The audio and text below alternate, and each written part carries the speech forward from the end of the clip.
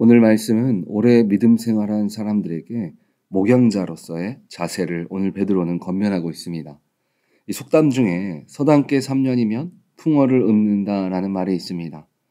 이 속담의 뜻은 비록 미물인 개도 서당에 지금으로 말하면 학교에 3년이라도 따라다니며 세월을 보내면 오가며 주워들은 것만으로도 글귀를 을조리게 된다라는 말입니다. 미물인 개도 그러할진데 사람이 마음 먹고 달라붙으면 못할 바가 없다라는 의미를 갖고 있습니다. 신앙생활을 오래 하다 보면 사람인지라 나도 모르게 이런 생각을 가질 때가 있습니다. 내가 벌써 신앙생활 횟수가 몇 년인데 이제는 다른 사람들보다 믿음이 좋고 다른 사람들보다 교회에서 위치가 있다라고 생각하는 경우들이 있습니다. 이스라엘 민족 하면 그들은 서당께 3년보다 더 긴 세월, 그들의 민족의 근본이 바로 하나님의 자녀로 살아온 사람들이었습니다. 비록 그들의 세월을 보면 재와 회개, 그리고 다시 회복이라는 역사가 있었지만 하나님과 그들의 관계는 역사적으로 분리할 수 없는 그런 관계였습니다. 그런 그들 중에서 오늘 본문 1절을 보면 너희 중 장로들에게 권하노니 나는 함께 장로된 자요 그리스도의 고난의 증인이요 나타날 영광에 참여할 자니라. 오늘 본문에 나오는 장로라는 단어는 구약에는 나이가 더 많은 이라는 뜻으로 사용되었습니다. 그리고 신약 성경에서 다양하게 이 단어가 사용되어지는데 예를 들어 회당 공동체의 장로, 또 초대교회의 지도자, 지파의 우두머리, 혹은 단순히 나이가 많은 연장자로도 쓰이기도 하였습니다. 베드로는 고난 가운데 이런 신앙의 연장자, 인생의 어른들이 믿음 안에서 바로 섬을 통해서 그들을 주축으로 교회가 고난 가운데 있을 때 교회를 굳건히 세우기 위함이었습니다. 그렇다면 오랜 신앙생활을 한 사람으로 그 자리를 어떻게 굳건하게 세워나가야 할까요? 오늘 본문 1절 후반부에 보면 베드로는 자신을 뭐라고 말하느냐면 본인을 장로된 자요, 고난의 증인이요, 나타날 영광에 참여할 자라고 말합니다. 사실 베드로가 자신을 이렇게 지칭한 이유는 자신이 지금 장로된 자들에게, 신앙의 연수가 오래된 자들에게, 나이가 많은 자들에게 충고 아닌 충고를 하는 것에는 그만큼의 타당성을 가진 위치에 서 있는 것이라고 강조하고 있습니다. 나도 이미 장로된 자이기 때문에 이런 말들을 충분히 당신들에게 할 수 있습니다. 라고 이야기하는 것입니다. 그러나 우리는 베드로를 지칭하는 단어들을 통해서 우리가 신앙의 연수가 늘어가면서 갖춰야 할 모습들을 발견할 수 있어야 합니다. 단순히 장로라는 단어의 기본 뜻인 신앙의 연수를 의미하기보다 우리는 베드로처럼 신앙생활을 하면 할수록 주님을 깊이 만나고 나의 인생 가운데 하나님이 일하시는 인생이 되도록 고난의 증인의 삶을 살아가고 있어야 한다는 것입니다. 그리고 우리의 신앙의 현재는 과거에 멈춰있는 나 때는 말이야 하는 나 때의 신앙이 아니라 고난을 통해서 그리스도의 영광의 현재에 동참하는 자의 삶을 살아가고 있어야 한다는 것입니다. 이후 베드로는 이어서 말합니다. 본문 2절을 보면 너희 중에 있는 하나님의 양무리를 치되 억지로 하지 말고 하나님의 뜻을 따라 자원함으로 하며 더러운 이득을 위하여 하지 말고 기꺼이 하며. 베드로는 우리가 이제는 우리의 오래된 연수를 통해서 깨달은 진리를 우리만 품고 나가는 것이 아니라고 이야기하고 있습니다. 그 진리를 이제는 말씀이 필요한 다음 세대에게 전하라고 말하고 있습니다. 그런데 신앙의 현실을 보다 보면 우리가 신앙생활 가운데 다른 사람이 눈에 보이기보다 사실 내 자신의 문제를 해결하기에 바쁘고 내 믿음을 지키기에 급급한 것을 우리가 볼 수 있습니다. 그런데 왜 나 혼자 신앙생활 하기도 힘든데 다른 연약한 자들까지 믿음을 세워 나가라고 말씀하십니까? 사도행전 1장 8절을 보면 오직 성령이 너에게 임하시며 너희가 권능을 받고 예루살렘과 온 유대와 사마리아와 땅끝까지 이르러 내 증인이 되리라 하시니라. 우리의 믿음이 성장하면 갖는 것이 성령 충만입니다.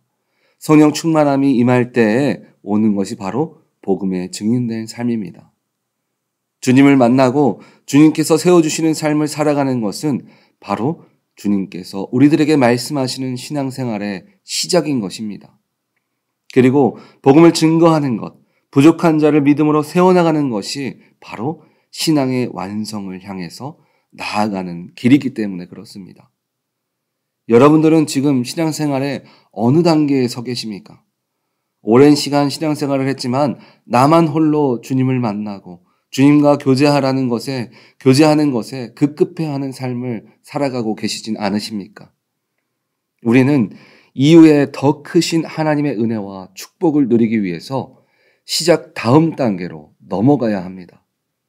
그런데 그런 신앙의 다음 단계를 향해 나아가는데 베드로는 우리의 마음 자세가 억지로가 아니라 자원하고 또 나의 이득을 위해서가 아니라 기꺼이 행하라라고 말하고 있습니다. 그리고 3절에서는 주장하는 자세로 하지 말라라고 이야기합니다. 주장하는 자세는 원어로 보면 복종시키듯이 하지 말아라, 주인이 되듯이 하지 말아라, 명령적으로 행하지 말아라 라고 이야기하는 것과 동일합니다. 겸손하고 신실한 모습으로 행하라고 말하고 있는 것입니다. 말씀을 정리해서 보면 그러면 결국 교회에서 교회 출석 횟수를 갖고 나의 인생의 연륜으로 밑에 사람들에게 함부로 하지 말라라는 지적의 뜻으로 말씀하는 것입니까? 라고 받아들여서는 안 됩니다. 결국 이 모든 과정이 우리가 주님과 첫사랑을 갖고 살아가며 신앙생활의 완성을 향해 달려가는 길 중에 하나인 것 뿐입니다. 누구나가 성령 충만과 은혜의 관계를 주님과 갖기 위해서 가져야 할 필수적인 길이라는 것입니다. 젊으니까 대접받아야 하고 장로의 직분이니까 섬기는 것이 아니라 주님의 자녀로 마땅히 살아가야 하는 길이라는 것입니다. 그런데 우리가 그렇게 생각할 수 있습니다. 평생 힘들게 살고 이 나이 먹고 대접도 못 받고 또 섬기라니 너무 힘든 조건 아닙니까? 라고 생각할 수도 있습니다. 물론 우리의 힘으로 이것들을 하려고 한다면 너무나 힘든 일입니다. 그러나 우리가 고린도후서 1장 12절의 말씀처럼 우리가 세상에서 특별히 너희에 대하여 하나님의 거룩함과 진실함으로 행하되 육체의 지혜로 하지 아니하고 하나님의 은혜로 행함은 우리 양심이 증언하는 바니 이것이 우리의 자랑이라. 단순히 우리가 연장자로 신앙의 선배로 살아가는 것뿐만이 아니라 우리가 신앙생활 하는 것 자체가 우리들의 힘으로 할 수 있는 것은 아무것도 없습니다. 우리가 고난 가운데 인내하고 직분 가운데 섬기며 자원하며 기꺼이 할 수 있는 이유는 바로 하나님이 우리가 그 길을 가겠다 다짐함을 통해서 주님의 은혜로 말미암아 주님이 하게 만드시기 때문에 나아갈 수 있음을 기억하시기 바랍니다. 우리가 기도할 수 있고 우리가 고난 가운데 주님을 붙들 수 있는 것은 우리의 힘이 아닙니다.